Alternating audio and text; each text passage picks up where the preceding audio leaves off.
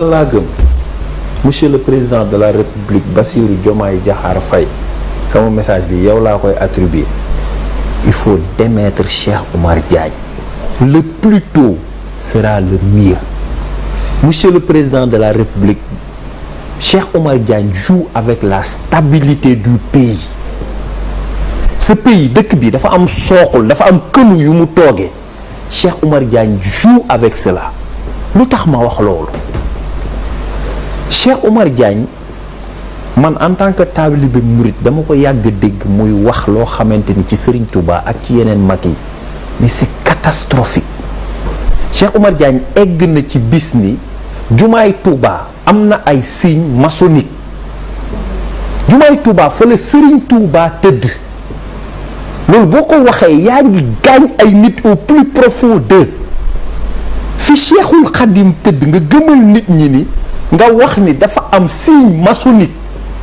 loolu dafa rëy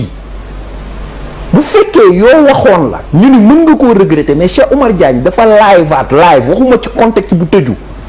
ni mës nañ ma bëgg a yóbbu ci xalif beeg yooyu pour ma nuyoo ji ma ni jéggaluwuma kenn kooku li mu wax dafa leer dafa gëm ci li mu nekk mais nañu bàyyi ñu gëm li ñu gëm yàlla suñu borom sax danañu lakkum diinikum waliya diini waa xanaa kenn ki gëmul sa diine sax bàyyi ko mu nekk ci diineem Cheikh Oumar Diagne ni moom damaa gëm ni man tarixa dafa war a jeex mais c'est énormissime mais c'est fou li waa ji di wax tarixa man dama gëm ni dafa war a jeex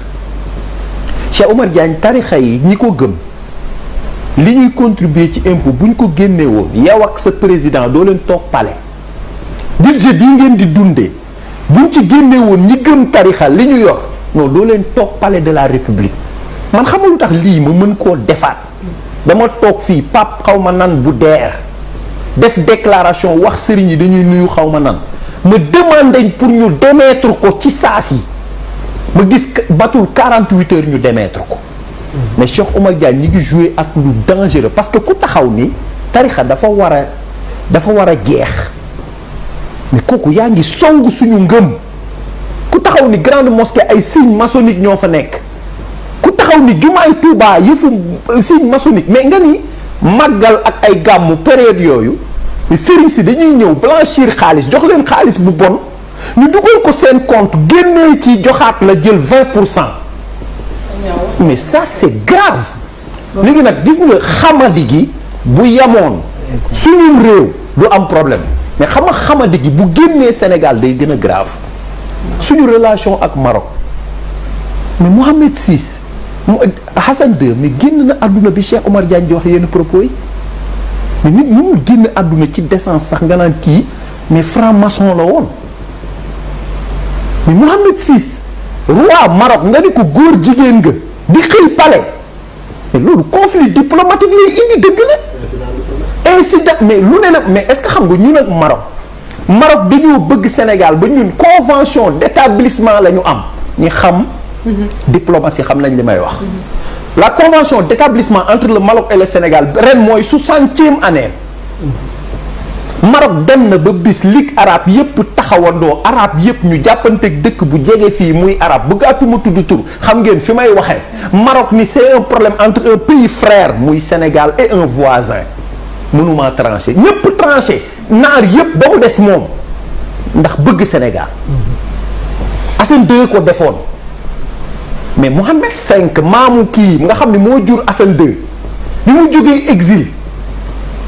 balaa moo dem dëkkam dañuy day wàcc Sénégal escale pour nuyu ñoom Seydou Nourou ak yenn mag yu baax yi ndax xam na li ñu séq ñoom ci baatin ak Sénégal mais gis nga ku nekk exil nga ne balaa maa ñibbi sama dëkk damay escale Sénégal gis nga pour la stabilité du pays faut pas ñu naan dañuy pacifier moment bi dañ koy démettre pour ñu xam ni xam nga ni affaire bi fan la tollu pas-pas ci nit sinon da nga koy bàyyi muy jël ba egg fenn fi nga obligé démettre ko moment boobu fekk li muy yàq na ko ba pare maa ngi gis léegi nii déclaration boo xam ne war na am Touba suba mais li ma gisaloo ci nombre kilifa ñoo ko war a def pour man yooyu yëpp mënoon na bañ a xaar mais attends président de la république bërki Dembo Ndiaye bi la Ahmed Suzanne Camara waxee lu mu la warta wax ko premier ministre mais dañ koo jël si gaawa mais kii ni ñu Serigne Touba jumaa ji dafa am signe maçonnique moo gën a garaaw ci man ak keneen te ñun ñoo la ëpp ñoo la fal Touba mais Touba ñaata nit ñoo fal Bassirou Diomaye Diakhar Faye